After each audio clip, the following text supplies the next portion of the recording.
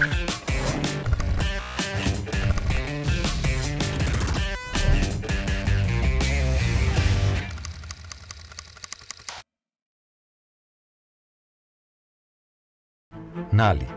ჭიამაია, მცენარე სამყურა. რა ერთიანებთ მათ? ითვლება, რომ ყველა მათგანი იღბლის მომტანია. რა არის იღბალი? არსებობს თუ არა ის? იქნებ ყველაფერი შემთხვევით ხდება. ან ყველაფერი ბედის წერაა და უკვე წინასწარ არის ყველაფერი განსაზღვრული. ყველას, ვისაც სჯერა ბედის წერის არსებობის, ფიქრობს, რომ ცუდიც და კარგიც მის ცხოვრებაში წინასწარ არის გაწერილი. და როგორც არ უნდა მოიქცეს ის, მაინც იმ შედეგს მიიღებს, რაც მას უწერია. ამ ლოგიკით თუ იმსჯელებთ, ჩვენ სრულიად ტყუილა ვიტანჯებით, როდესაც რაიმე სახის არჩევანის წინაშე ვდგებით. რადგან რა გზასაც არ უნდა დავადგეთ, ყველაფერი უკვე წინასწარ იყო ცნობილი. არის რაღაცა გენერალური ხაზი,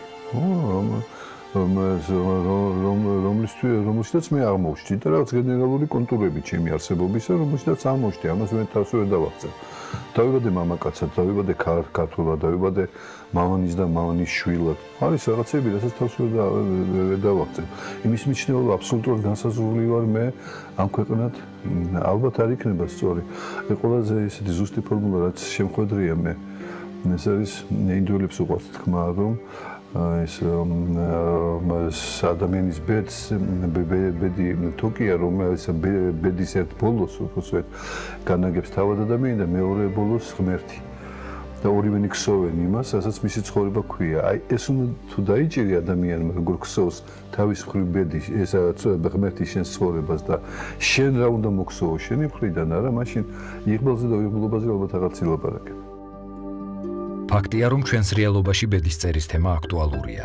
თუმცა არც მეცნიერება და არც ქრისტიანული რელიგია ბედის ფენომენის არსებობას არ აღიარებს. ეკლესიის მამები, რომელიც უშუალოდ ეხებოდნენ ამ თემას, კატეგორიულად უარყოფენ ბედის წერის არსებობას და ცდილობენ ადამიანებს დაანახონ, რომ ღმერთმა ადამიანის შექმნა თავისუფალი არსება და თავისუფალი ნება არის ის უდიდესი განძი და უდიდესი სულიერი საუნჯე, რომელიც გააჩნია ადამიანს როგორც უმაღლეს გონიერ მოაზროვნე არსებას პლანეტაზე. შესაძლოა თუ არა თავისუფალ ადამიანს უწოდოთ იღბლიანი ან უიღბლო. რა არის იღბალი?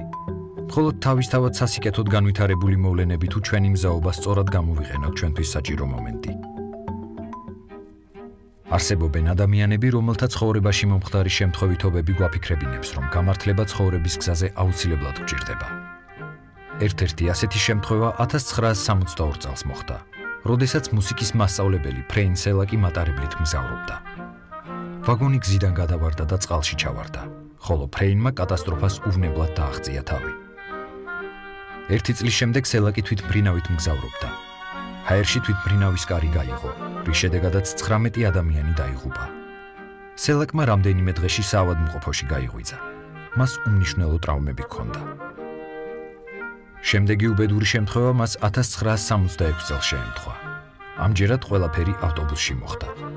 ავტობუსი გზიდან გადავარდა და მდინარეში ჩავარდა. იღბლიანი მამაკაცი ამჯერადაც უნებელი გადარჩა. 1970 წელს სელაკი საკუთარი მანქანით მგზავრობდა. მანქანას ცეცხლი გაუჩნდა. მან თავი დააღწია, ავტომობილი კი აფეთქდა. ამ შემთხვევის დროს იღბლიან მამაკაცს მხოლოდ თმები შეეტრუსა. 1995 წელს ფრეინს ავტობუსი დაეჯახა. იმავე წელს მის მანქანას სატვირთო ეჯახებოდა. მან მანქანიდან გადახტომა მოასწრო. 2003 წელს სელაკმა ლოტოში $1 მილიონი მოიგო. ამის შემდეგ მას მსოფლიოში ყველაზე იღბლიანი კაცის სტატუსი მიენიჭა.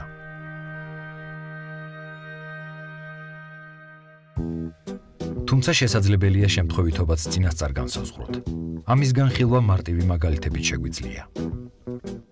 კამათლის გაგორება. არის თუ არა ის შემთხვევითი. ერთი შეხედვით არის. წინასწარ არასდროს იცი როგორ დაჯდება კამათელი, მაგრამ ის რაც შემთხვევითობა გონია, მხოლოდ ჩვენი უცოდინარობის ბრალია. იდეალური კამათელი არ არსებობს. თუ ავიღებთ რამდენიმე წყვილ კამათელს და დავალაგებთ ორ მწკრივად, მივიღებთ ზუსტად ერთი სიგრძის ორ მწკრივს. მაგრამ თუ დავალაგებთ კამათლებს ერთი მხრიდან, მაშინ მისი ყველა დეფექტი გამომჟღავნდება. ჩვენ რომ შეგვეძლოს კამათლის დაწყებითი მდგომარეობის ზუსტი ცოდნა, ამ შემთხვევაში შევძლებდით თეორიულად მისი შედეგის გამოანგარიშებას. ანუ შემთხვევითობაც არ არსებობს და ყველაფერს მარტივი მეცნიერული ახსნა აქვს, ალბათობის თეორია. ალბათობის თეორია დიდ გავლენას ახდენს ჩვენს ყოველდღიურ ცხოვრებაზე. თანამდვილებით ვერავინ იტყვის რა იქნება მომავალში, მაგრამ ყველა არსებული ინფორმაციით შეგვიძლია მოვლენების ალბათობა გამოვთვალოთ. სიტყვა ალბათობა ასე თუ ისე ყველასათვის ნაცნობია. ალბათობა ჩვენს გარშემო ყოველი ფეხის ნაბიჯზე გვხვდება. იგი მოვლენის მოხდენის შესაძლებლობას ომავს. გაზომვა კი ყოველთვის რიცხვით სიდიდესთანაა დაკავშირებული. ნებისმიერი თამაშის დროს გამარჯვების შანსი შეგვიძლია ალბათობის თეორიის მიხედვით გამოვიანგარიშოთ. ამისთვის შეიძლება ლატარია განვიხილოთ და ზუსტად გავიგოთ რა შანსი გვაქვს გამარჯვების მოსაპოვებლად. მაგალითად, ლოტოში არის 36 კოჭი.